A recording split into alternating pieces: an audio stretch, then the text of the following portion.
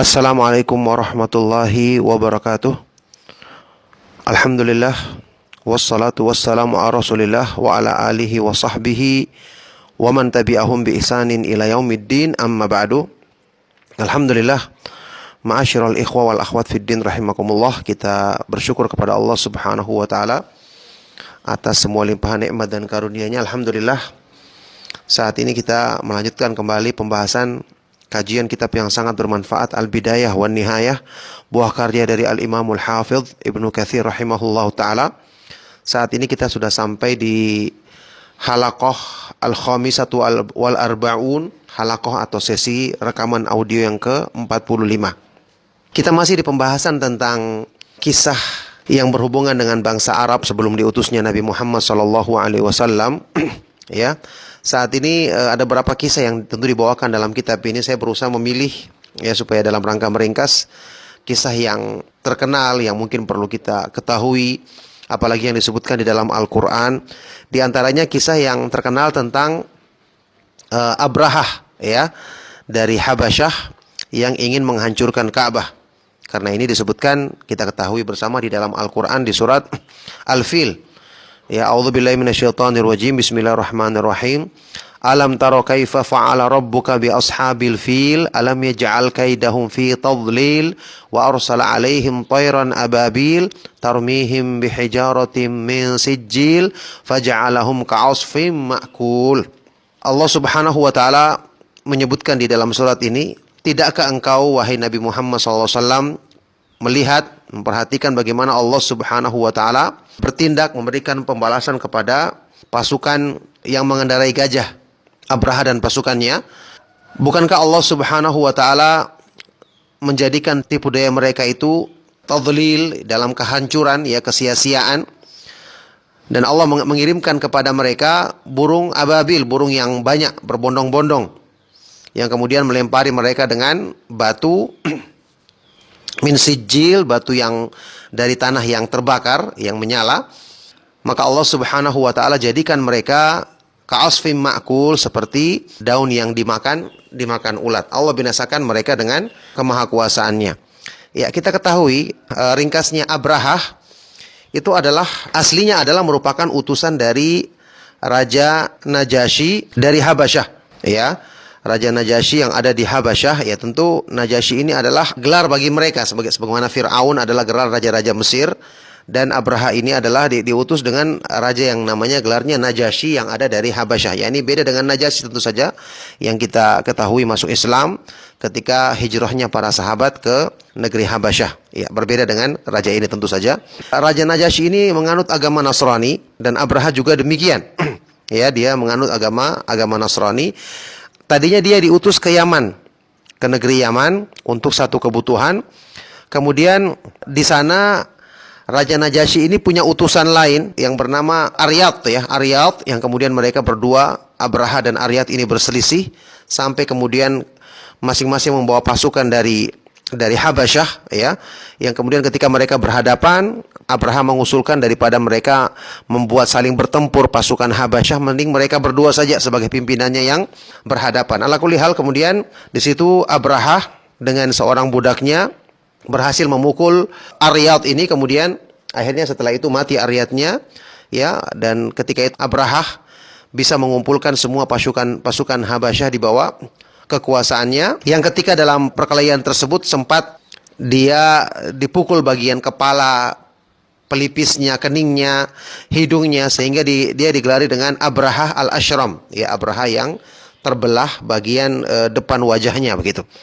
Itu singkatnya. Yang kemudian setelah itu Abrahah, tentu saja Raja Najasyi yang mendengarkan ini marah, tapi kemudian Abrahah berhasil mengirim surat kepadanya meminta maaf, kemudian membujuknya, yang kemudian akhirnya dia pun dimaafkan dan diperintahkan untuk menetap di negeri Yaman sampai datang perintah dari Raja Najasyi ini. Kemudian disebutkan di sini bahwasanya ketika itu Abrahah kemudian membangun sebuah gereja yang sangat besar di Son'a di Yaman. Sampai disebutkan lam yura mithluha fi zamaniha bi syai' minal ardi. Nah, ini gereja yang sangat besar, sangat megah, sangat mewah, yang belum pernah, yang tidak ada yang sebanding dengan gereja itu di zaman tersebut. Yang kemudian dia menulis kepada Raja Najasyi di Habasyah, "Inni qad banaitu laka, aku telah membangun sebuah gereja yang megah untukmu, yang belum pernah dibangun oleh seorang raja pun, ya. Dan aku tidak akan berhenti sampai di sini. Gereja ini saya akan jadikan untuk memalingkan, ya, orang-orang yang berhaji ke Ka'bah, saya palingkan supaya datang ke gereja ini." Itu akan yang dia akan usahakan. Kemudian ini dikirim ke Raja Najasyi dan tersebar beritanya. Ya, tersebar beritanya. Dan tentu saja ketika membangun gereja ini, ya, ketika membangun gereja ini disebutkan bahwa Abrahah benar-benar mempekerjakan dengan sangat keras orang-orang Yaman. Mempekerjakan orang-orang Yaman, ya, karena dengan kekuasaannya memaksa mereka sampai-sampai yang terlambat datang untuk bekerja bisa dipotong tangannya. Ya, ini dengan kerja paksa. Kemudian mengambil bahan-bahan bangunan dari Istana Ratu Bilqis yang ada di Yaman, kita ketahui, baik itu batu-batu pualamnya, kemudian batu-batu mulianya dan perhiasan-perhiasan. Kemudian ditempatkan di gereja ini beberapa salib, ya, dari emas dan perak. Pokoknya benar-benar mewah, ya. Dijadikan mimbar-mimbarnya dari gading gajah. Kemudian dibuat sangat tinggi dan sangat luas. Yang tentu saja gereja ini disebutkan oleh Imam Ibnu Katsir setelah meninggalnya Abrahah, ya. Orang-orang Habasyah dari pasukannya ada yang ingin mengambil dari bahan-bahan gereja tersebut, tapi ternyata gereja ini disebutkan dijaga dengan jin, ya. Tentu karena gereja ini waktu dibangun atas nama dua berhala, Kaib dan dua berhala, ya, sehingga dijaga oleh jin yang tentu merupakan utusan iblis untuk mempertahankan gereja sebagai tempat peribadatan kepada selain Allah Subhanahu wa taala tersebut, ya. Sehingga kemudian karena takut, maka penduduk Yaman pun membiarkan gereja ini sebagaimana keadaannya sampai ketika di zamannya seorang khalifah yang pertama menjadi khalifah dari Bani Abbas, dia mengutus sekelompok dari para ulama, orang-orang yang kuat, kemudian meruntuhkan gereja tersebut, ya. Diruntuhkan, batunya dibuka satu demi satu sampai runtuh, sampai tidak berbekas sama sekali di zaman sekarang ini, kata Ibnu Katsir rahimahullah taala. Nah, singkatnya dia membangun gereja yang sangat megah, yang sangat indah, yang sangat besar. Taib. Kemudian berita tentang surat yang ditulis oleh Abrahah kepada Raja Najasyi ini tersebar sampai kepada orang-orang Arab. Maka salah seorang dari Bani Kinanah itu mendengarkan hal ini, dia sangat marah. Maka ketika itu orang dari Bani Kinanah ini datang kepada gereja tersebut sembunyi-sembunyi, kemudian buang kotoran di situ. Ya, buang kotoran di situ tanpa terlihat. Setelah itu dia segera kembali ke perkampungannya. Maka kemudian tentu saja terlihat hal tersebut dan dilaporkan kepada Abrahah. Maka dia bertanya, siapa yang melakukan ini? Maka dikatakan padanya yang melakukannya adalah seseorang dari yang tinggal di sekitar Ka'bah, ya, seseorang dari penduduk yang tinggal di sekitar Ka'bah yang merupakan tempat hajinya orang-orang Arab di Mekah. Maka ketika mendengarkan ini, ya, jadi diceritakan kepadanya, karena orang itu ketika mendengarkan kamu menginginkan untuk hajinya orang-orang Arab, ya, hajinya orang-orang Arab, tempat hajinya mereka di Ka'bah dipindahkan ke gerejamu ini, maka dia marah. Akhirnya dia datang dan melakukan hal tersebut, buang hajat atau buang kotoran di sini untuk menyatakan bahwa gerejamu ini tidak pantas untuk disamakan dengan Ka'bah. Maka mendengarkan ini tentu Abrahah marah, ya, murka. Maka dan dia bersumpah dia akan melakukan perjalanan membawa pasukannya untuk menyerang dan menghancurkan Ka'bah. Setelah itu dia pun mengumpulkan pasukannya, ya, dan kita ketahui dia membawa pasukan dengan mengendarai gajah. Yang kemudian ketika mendengarkan ini orang-orang Arab tentu saja mereka ketakutan, tapi juga mereka memandang ini adalah perkara yang besar yang mereka harus menegakkan jihad karena dalam rangka membela Ka'bah, Baitullah. Sehingga beberapa di antara pembesar-pembesar Arab, bahkan ada yang dari Yaman sendiri, ya, ada yang disebut dengan Dzunafar, seorang pembesar dari Yaman, dia mengajak kaumnya dan orang-orang Arab yang ada di sana untuk berjihad melawan Abrahah. Ketika kemudian dia menghadang Abrahah, ya, berperang, ternyata Abraha bisa mengalahkannya, mengalahkan pasukannya, bahkan bisa menawan tokoh yang pimpinannya yang bernama Dzunafar ini, yang kemudian ketika ingin membunuhnya maka Dzunafar mengatakan, ya jangan bunuh saya, bisa jadi dengan kamu membiarkan saya hidup itu akan memberikan kebaikan bagimu. Yang jelas kemudian dia ditawan saja dan tidak dibunuh. Ya. Berikutnya muncul lagi yang menghadang dia dari kabilah Khatham yang bernama Nufail ibnu Habib al-Khathami. Dia mengumpulkan pasukan dari kabilahnya, kemudian menghadang untuk memerangi Abraha, tapi kemudian Abraha juga bisa mengalahkannya dan kembali menawan pimpinan mereka ini yang bernama Nufail ibnu Habib, yang kemudian tidak jadi dibunuh juga karena Nufail ibnu Habib ini mengatakan bahwa dia bersedia untuk menunjukkan jalan, menjadi penunjuk jalan sampai ke Ka'bah. Taib kemudian juga ketika itu mereka melewati Taif dan penduduk Taif, pimpinannya datang menghadap kepada Abraha dan mengatakan bahwa berhala yang ada di Taif, yaitu Lat, itu bukanlah Ka'bah yang dimaksud.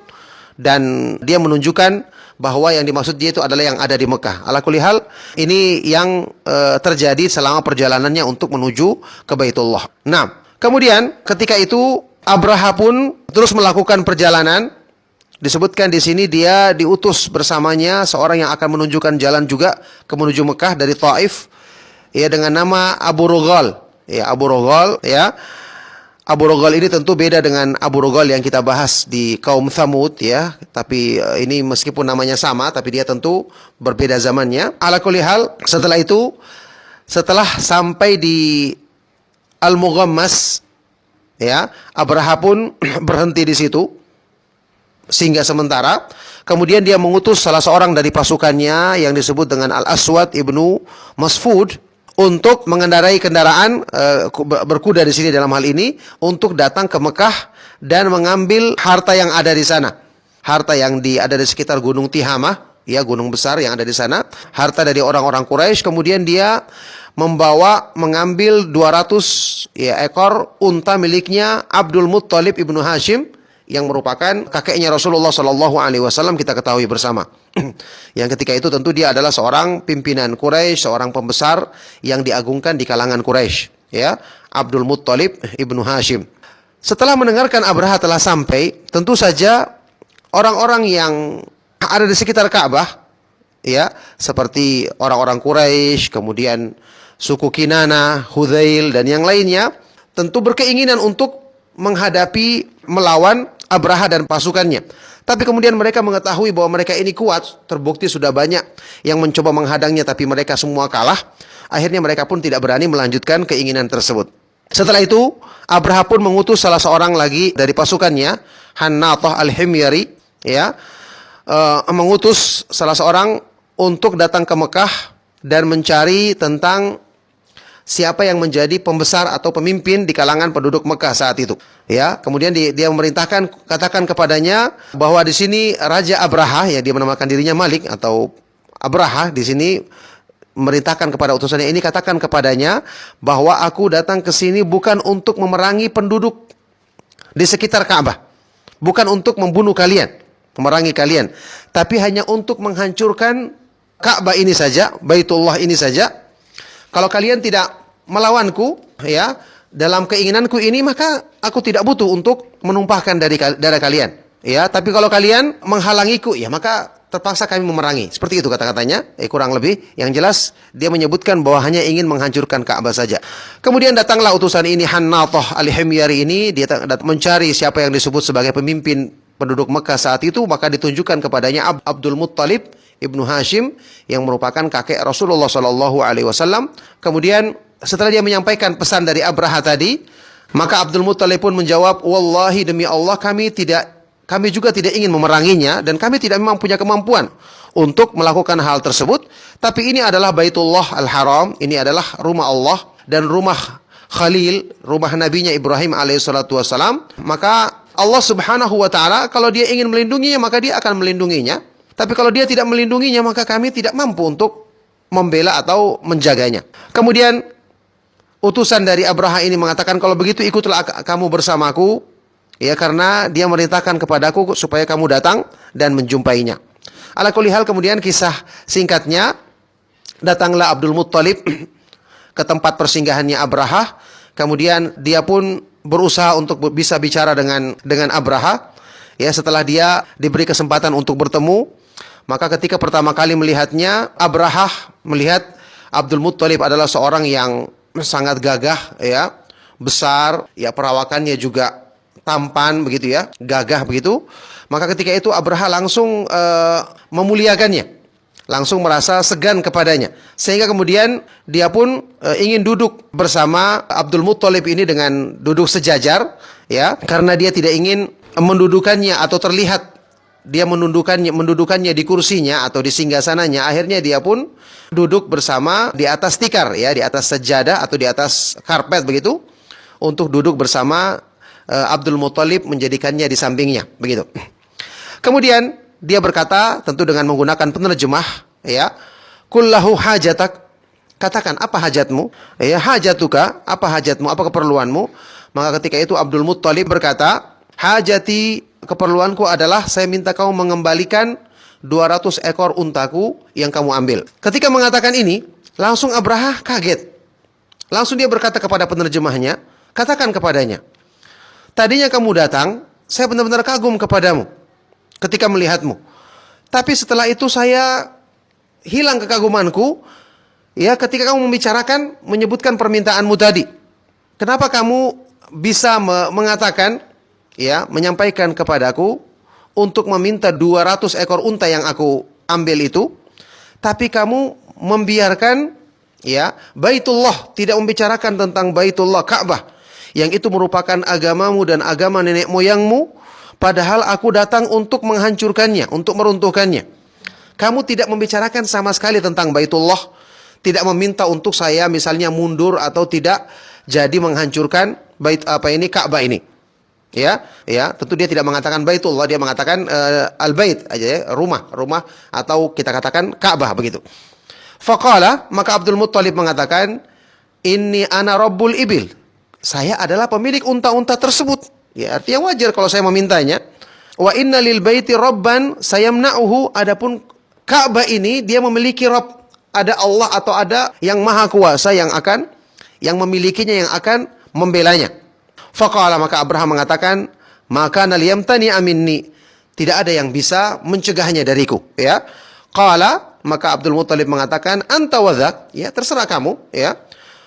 Faradda ala Abdul Muttalib ibilahu, kemudian setelah itu Abraha pun mengembalikan 200 ekor unta milik Abdul Muttalib. Nah, setelah itu Abdul Muttalib pun pulang, ya.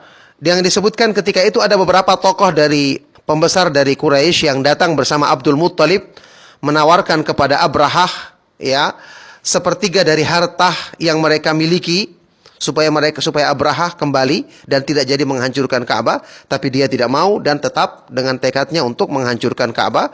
Kata Ibnu Katsir, "Fallahu a'lam akana dzalika amla." Allahu a'lam, apakah ini benar-benar terjadi atau tidak, yakni beberapa pembesar-pembesar Quraisy atau pembesar-pembesar yang tinggal di Mekah yang menawarkan harta atau sepertiga harta mereka kepada Abraha. Taib, ketika mereka pulang, setelah pulang menemui Abraha, Abdul Muttalib pun menemui orang-orang Quraisy yang memberitahukan kepada mereka, sekaligus memerintahkan kepada mereka untuk keluar meninggalkan Mekah karena akan ada serangan untuk meruntuhkan Ka'bah. Khawatirnya mereka kena dari serangan tersebut, ya, mereka diperintahkan untuk berlindung di gunung-gunung begitu. Setelah itu Abdul Muttalib pun pergi menuju ke pintu Ka'bah, ya, dengan beberapa orang dari Quraisy. Mereka berdoa kepada Allah Subhanahu wa taala. Ya, tentu mereka melakukan perbuatan syirik, tapi mereka masih mengakui, kita ketahui mereka masih adalah orang-orang yang mengakui kemahakuasaan Allah Subhanahu wa taala dan meminta pertolongan kepadanya, apalagi dalam kondisi-kondisi sempit seperti ini. Mereka berdoa kepada Allah, meminta pertolongannya untuk mencegah keinginan atau mencegah Abraha dan tentaranya dari keinginannya untuk menghancurkan Ka'bah.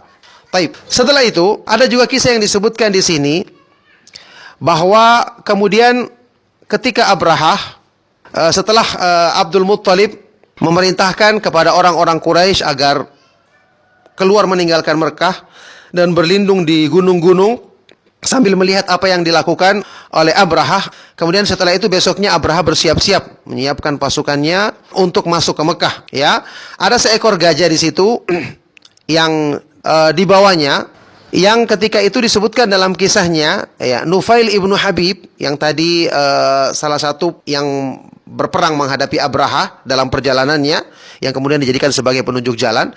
Nufail ibnu Habib ini datang kepada gajah yang merupakan pimpinan gajah atau yang terbesar di situ mungkin, ya. Dia membisikkan kepada gajah ini, menyuruhnya untuk duduk. Dia mengatakan, "Abrik Mahmud, irji rashidan min haitsu atait." Duduklah kamu wahai gajah, disebutkan di sini nama gajah ini adalah Mahmud. Duduklah kamu wahai gajah Mahmud, kembalilah kamu dari tempat yang kamu datang. Fa innaka fi baladillahil haram, karena kamu sekarang berada di negeri, di tanah Allah haram. Ya. Dia memegang telinganya, kemudian membisikkan di telinga gajah tersebut. Setelah itu gajah ini terduduk dan tidak mau bergerak lagi. Ketika dipaksa, dipukul, pokoknya dia tidak mau. Ya, tidak mau untuk berjalan.